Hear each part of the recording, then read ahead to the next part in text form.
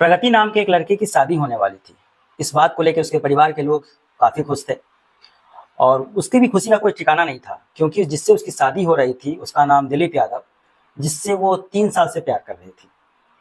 काफी मुश्किलों के बाद ये लोग अपने परिवार को मनाए और शादी होने वाला था, तो ये खुशी की बात थी।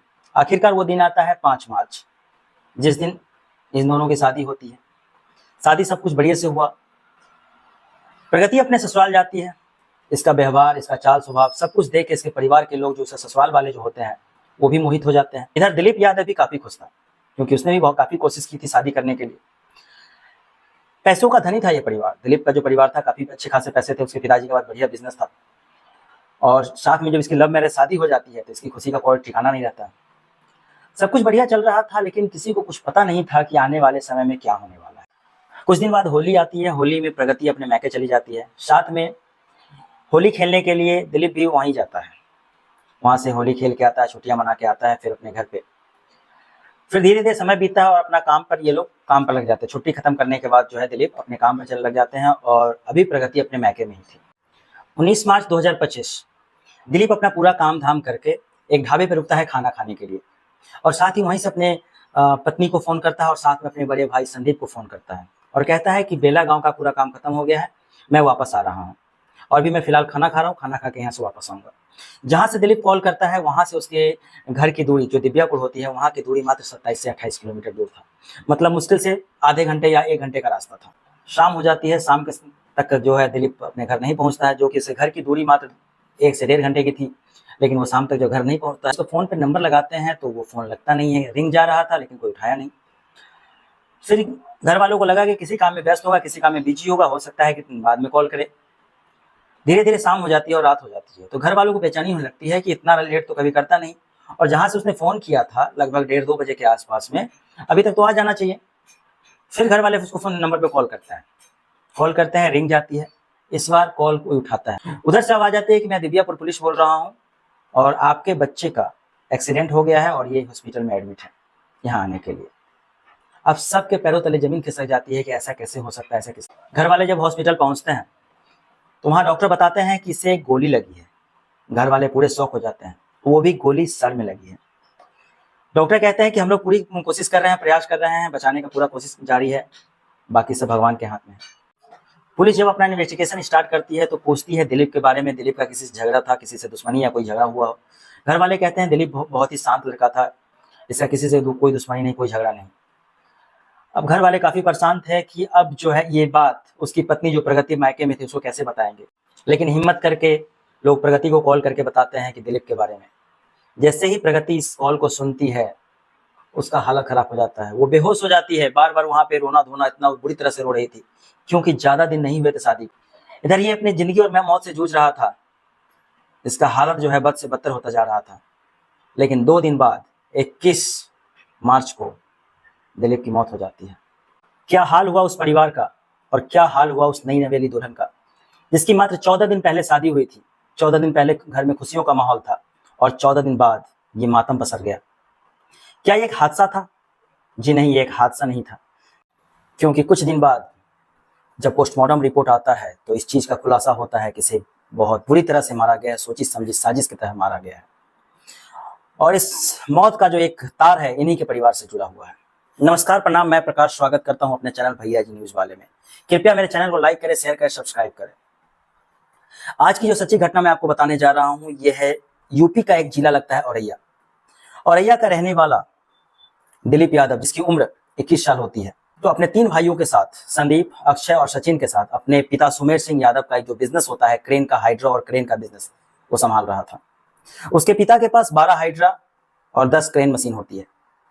उनके पास पैसे की कमी नहीं होती है। इनका जो बिजनेस होता है वहां के 4 जिलों में फैला हुआ होता है। पैसों की खुशियां तो इनके पास थी और उनकी खुशियां जो और बढ़ने वाली थी, क्योंकि इसकी शादी हो रही थी। दिलीप की शादी काफी मुश्किलों के बाद कह सकते हैं इसकी शादी होने वाली थी, क्योंकि एक लड़की से प्यार करता था जिसका नाम प्रगति। प्रगति जो है फफूंद की रहने वाली थी और प्रगति कोई और नहीं, उसके बड़े भाई संदीप है, उसकी साली होती है। पहले इस चीज के बारे में दिलीप के परिवार में किसी को पता नहीं था, लेकिन जब उसके लिए लड़की ढूंढना स्टार्ट करते हैं तब दिलीप जाके इस बात की जानकारी देता है कि वो अपने भैया की साली प्रगति से प्यार करता है और दोनों एक दूसरे से प्यार करते हैं और शादी करना चाहते हैं। उनके परिवार वाले पहले राजी नहीं हो रहे थे, वो सोचते थे कि एक ही परिवार की दो बहुएं एक घर में रहना ठीक नहीं है, अच्छा नहीं लग रहा था उन्हें। लेकिन फिर भी ये दोनों काफी जिद करते हैं, काफी मनाते हैं, और इन दोनों के जिद के आगे उन लोगों को झुकना पड़ता है। शादी की बात पूरी तय हो जाती है और आखिरकार 5 मार्च 2025 को इनकी शादी होती है। शादी काफी धूमधाम से, बहुत अच्छे से शादी होती है, और शादी के बाद जब ये अपने ससुराल में आती है तो प्रगति सबका दिल जीत लेती है, क्योंकि इस परिवार में पहले से हुआ उसका आना जाना, इस परिवार में बहुत अच्छे से रहती है और सबका दिल वो जीत लेती है। सब कुछ खुशियों का माहौल बढ़िया से चल रहा था, लेकिन किसी को कुछ पता नहीं था कि ये आगे कुछ काल होने वाला है। हिंदू रीति रिवाज के अनुसार जो होता है कि पहली होली जो होती है किसी नई नवेली दुल्हन के लिए, वो अपने ससुराल में नहीं बिताती है, वो अपने मैके में जाके बिताती है। तो इसी बीच 9 मार्च को होली थी, उससे एक दिन पहले ये अपने मैके चली जाती है प्रगति होली खेलने के लिए। होली के दिन ये भी अपने वहीं पे जाता है, अपने ससुराल जाता है। होली का त्योहार खत्म होता है, ये फिर घर आता है। उस दिन छुट्टियां बिताने के बाद ये फिर से अपने काम पे लग जाता है, पूरा परिवार अपने काम पे लग जाता है। दिन था 19 मार्च। 19 मार्च में बेला का कॉन्ट्रैक्ट आया हुआ था किसी चीज के लिए, तो दिलीप यादव उधर ही जाता है। बेला में अपना पूरा काम धाम खत्म करके लगभग 1:30-2 बजे के आसपास में काम धाम जो खत्म हो जाता है, तो एक ढाबे पे रुकता है खाना खाने के लिए, और उसी ढाबे से अपनी पत्नी को फोन करता है, और साथ में अपने जो संदीप उसका भाई होता है उसको फोन करता है, और कहता है कि यहाँ का काम धाम खत्म हो चुका है, हम लोग वापस आ रहे हैं। तो उसके घर वाले बोलते हैं ठीक है वापस आ जाओ। बेला से डिबियापुर का रास्ता मात्र 27-28 किलोमीटर, जो मुश्किल से 1.5 घंटे या 1 घंटे का रास्ता था। सब लोग उसका घर पे इंतजार कर रहे होते हैं, लेकिन इधर उसी रूट में एक पलिया गांव पड़ता है। पलिया गांव में एक 2 आदमी होते हैं। 2 आदमी को एक आदमी जो है अधमरी हालत में मिलता है।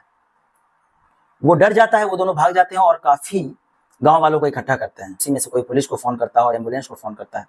पुलिस भी आती है, एम्बुलेंस भी आती है, और उसको तुरंत ले जाया जाता है। डॉक्टर की टीम जो होती है, तो जब चेक करता है एम्बुलेंस में, तो उसका अभी जिंदा था, वो मरा नहीं था। तुरंत उसको एडमिट किया जाता है, हॉस्पिटल में एडमिट था। दिलीप का नंबर होता है, उसी पे एक फोन आता है उसके घर से। पुलिस फोन उठाती है तो उधर से उसके घर वाले थे। इस बात की जानकारी जब दिलीप के घर वाले को चलती है, तो पूरे घर में कोहराम मच जाता है। सब जगह रोना धोना स्टार्ट हो जाता है। वो लोग तुरंत हॉस्पिटल पहुंचते हैं। हॉस्पिटल पहुंचने के बाद जब देखते हैं तो दिलीप का ये स्थिति, उनका हालत खराब हो जाता है। हॉस्पिटल में ही रोना धोना, सिर पटकना, ये सब हो जाता है। पुलिस जब पूछताछ करती है इनके परिवार वालों से कि दिलीप की किसी से दुश्मनी थी, किसी से झगड़ा हुआ था हाल फिलहाल में या कुछ ऐसा था, तो घर वाले कहते नहीं, दिलीप काफी सीधा साधा आदमी था। वो उसको किसी से कोई दुश्मनी नहीं थी। वो अपने काम से काम मतलब रखता था, किसी के काम में इंटरफेयर भी नहीं करता था। इधर हॉस्पिटल से ही घर वाले प्रगति को फोन करते हैं, और प्रगति के जब घर वाले और प्रगति जब सुनती है इस बात को, सोचिए क्या बीती होगी उस समय वो नई नवेली दुल्हन पे, जो जिसकी शादी 14 दिन पहले हुई। उसके पिता थोड़ा सा हिम्मत मजबूत करके अपने बेटे के कातिलों का पता लगाने के लिए FIR दर्ज करती है। पुलिस अपना इन्वेस्टिगेशन स्टार्ट करने के लिए, पुलिस जो है वहाँ का यूपी का है, त्रिनेत्र सिस्टम है। त्रिनेत्र मतलब जगह जगह कैमरे लगे हुए हैं, इस चीज का जांच पड़ताल करती है। सबसे पहले वो उस ढाबे पे पहुंचती है, और जिस ढाबे की दूरी वहां से घर से, जिस समय वहां से घर की दूरी मात्र 27 किलोमीटर थी, उस ढाबे पे पहुंचते हैं। ढाबे पे जाकर पूछताछ का पता चलता है। तो ढाबे के लोग बताते हैं कि कुछ लोग आए हुए थे, और ये क्रेन वहीं पे लगी रहती है। कुछ लोग आए हुए थे और इसको लेके गए किसी काम के लिए। पुलिस कहती है कि तुम जांच पड़ताल कर सकते हो क्या? पुलिस कहती है सर पहचानते नहीं है, कहीं और का था। पुलिस जो है अपना वहां का जो त्रिनेत्र सिस्टम मतलब CCTV कैमरा जो रोडों पे लगाया गया था, उसकी जांच पड़ताल करना स्टार्ट करती है।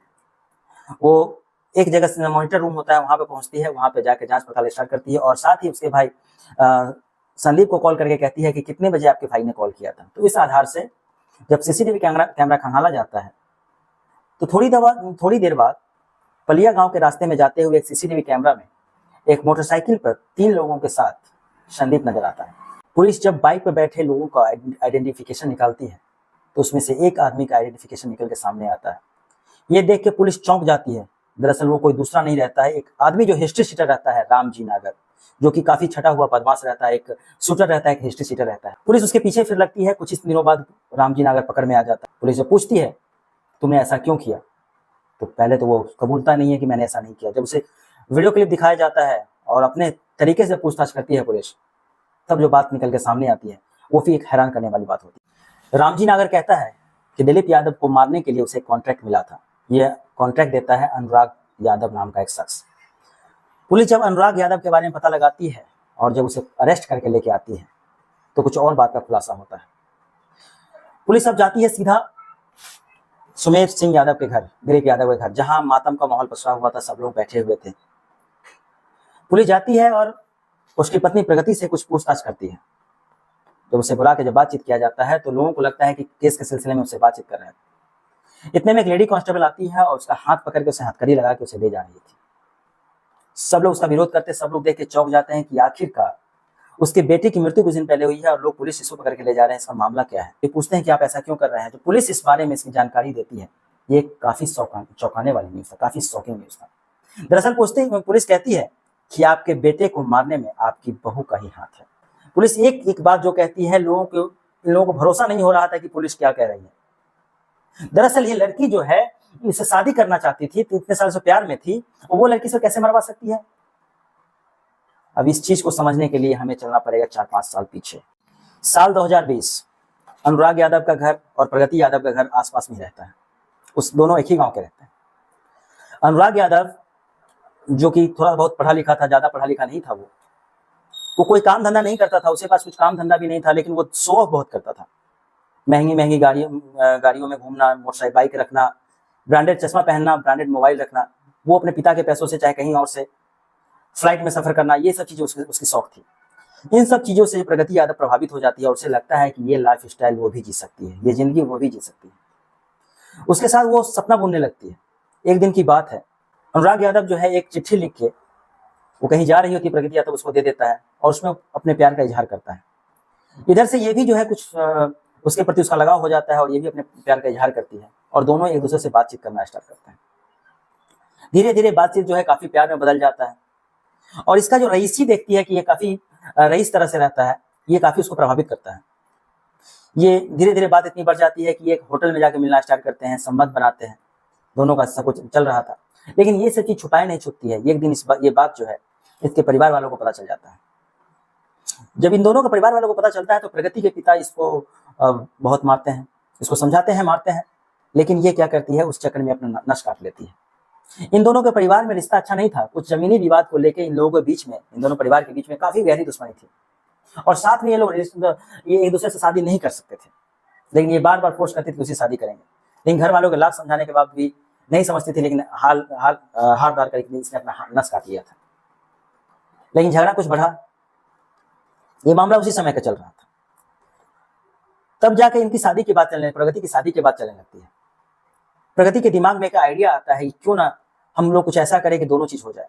प्रगति अपना लाइफ स्टाइल भी बढ़िया जीना चाहती थी और ये अनुराग के साथ भी रहना चाहती थी, लेकिन साथ ही उसने देखा था कि उसकी बहन की जो शादी होती है उसी के परिवार में, दिलीप के परिवार में बड़े भाई संदीप से होती है और उसकी संदीप की प्रगति की बहन जो पारुल होती है, उसका शादी संदीप से होता है और वो काफी अच्छा खासा परिवार, करोड़पति परिवार में होता है, तो उसका लाइफ स्टाइल भी काफी अच्छा था। तो वो उस तरह की जिंदगी भी जीना चाहती थी, लेकिन दिलीप के साथ नहीं जीना चाहती थी, वो इसके साथ जीना चाहती थी। तो भी उसके दिमाग में एक आइडिया आता है, वो खतरनाक प्लान जन लेता है कि क्यों ना उसके साथ वो शादी करे और शादी करने के बाद उसको अब रास्ते से हटा दे। दिलीप का भी उसके घर पे आना जाना था, साथ में प्रगति का भी उसके घर में आना जाना था, क्योंकि वो अपनी बहन के घर आना जाना करती थी और ये भी इसके घर आना जाना करता था। तो धीरे धीरे जो है ये अपने प्रगति इसको अपने प्यार के जाल में फंसाती है, लेकिन ये बात दिलीप ये बात समझ नहीं पाता। उसे लग रहा था कि ये सच्ची मोहब्बत कर रही है। प्रगति जो है इस दोनों की मुलाकात करवाती है। मतलब दिलीप और अनुराग शुरू में एक दूसरे को जानते रहते, जब भी वो आना जाना करता था वहां पे तो उसकी मुलाकात करवाती थी कि ये हमारे गांव का लड़का है, ऐसे ऐसे करके मुलाकात कर। ये नहीं कहती थी कि दोस्त है चाहे कुछ भी है। हालांकि ये दोनों जो है इंस्टाग्राम पर फ्रेंड भी थे, दिलीप और अनुराग इंस्टाग्राम पर फ्रेंड भी थे, लेकिन प्लान जो है वहीं से जन्म लेता है। प्लान के अनुसार से इन दोनों की शादी होती है। शादी होने के बाद ये पूरा घटना घटता है। इसके पास शूटर के लिए जब पूरी बात तय हो जाती है कि इसे मारना है, जब शादी के बाद इसको मारना है, किस तरह से मारना है, इसके पास शूटर को देने के लिए पैसे नहीं होते। ये रामजी नागर को जो सेट करते हैं, रामजी नागर 2 लाख रुपए की डिमांड करता है, लेकिन ये कंगाल आदमी जो अनुराग है इसके पास पैसे नहीं होते हैं। इसको प्रगति को जो पैसे मिलते हैं मुंह दिखाई में, जब वहां पहुंचती है वो मुंह दिखाई में लगभग 70,000 रुपये मिलते हैं। वो 70,000 रुपये वो अपने पति को ना दे करके, किसी को ना दे करके, वो चुपके से जब वो होली के समय में अपने वहां जाती है, होली के बाद दिलीप वापस चला आता है और वो वहीं रह जाती है।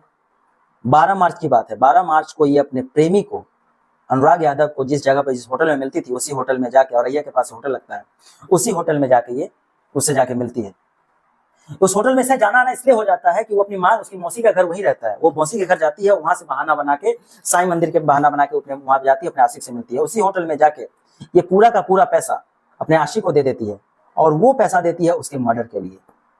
उसके मुंह दिखाई का पैसा उसके मर्डर के लिए देती है, जिसमें 70,000 रुपये होते हैं। रामजी नागर 2 लाख की बात करता है और ये 30,000 रुपये का बंदोबस्त कहीं और से करके रामजी नागर को वो पैसे देता है। और दिन आता है 19 मार्च। ये लोग प्लानिंग बहुत पहले से कर रहे थे, 2022 से प्लानिंग चल रहा था कि ऐसे उसके साथ कर सकते हैं। और ये लोग इस शादी के बाद जो प्लानिंग करते हैं, कुछ दिन बाद से जब प्लानिंग करते हैं कि इसको ऐसे से मार देना है, ये पैसे लेके रामजी नागर को देता है। और 19 मार्च को रामजी नागर वहां से ढाबे से उठा के, बहाना क्या रहता है, रामजी नागर जब वहां पे आता है ढाबे पे, जब खाना खा रहा होता है, तो वो जो कहता है कि मेरी एक गाड़ी फंस गई है, यहाँ से कुछ दूर है, उस गाड़ी को निकालना है लेके चलने के लिए। इसी बीच वो तैयार हो जाता है कि ठीक है कहाँ पे गाड़ी है। तो वो कहता है कि आप पहले चलिए, गाड़ी जो है मेरा गाड़ी फंसा हुआ, आप देख लीजिएगा, उसके बाद निकालिएगा। तो ये उसी के साथ गाड़ी पे बैठ के चला जाता है और गाड़ी निकालने के लिए वो पलिया गाँव जाता है। लेकिन पलिया गाँव में वहाँ नहर होता है, ना कोई गाड़ी होती है। और इसी बीच जब वो आगे बढ़ रहा होता है, पूछ रहा होता है कि कहाँ पे गाड़ी है, तो ये लोग पीछे से वार करते हैं और उसको गोली मार देते हैं। कुछ दिन पहले शादी हुई थी, एक कत्ल हुआ था। अब कत्ल का इल्जाम उसकी बीवी पे साफ साफ लग गया। उसकी बीवी पूरी बात बता देती है कि हाँ ऐसे मैंने किया। उन लोगों को पकड़ के अब FIR दर्ज होता है, केस मुकदमा चलता है और इन लोगों को जेल में डाल दिया जाता है। ये एक मामला फिर पति को मारने का। शादी के कुछ दिन बाद ये अपने पति को मार देती है। ये घटना मेरठ के मुस्कान की जस्ट बात हुआ था, लेकिन ये घटना कम नहीं हो रहा है। यही बात तो है, कम नहीं हो रहा है। कुछ नया कुछ पुराना, बहुत सारी घटना घटे जा रही है। आज के लिए बस इतना ही। नमस्कार, प्रणाम। मेरे चैनल को लाइक करें, शेयर करें, सब्सक्राइब करें। बहुत बहुत धन्यवाद।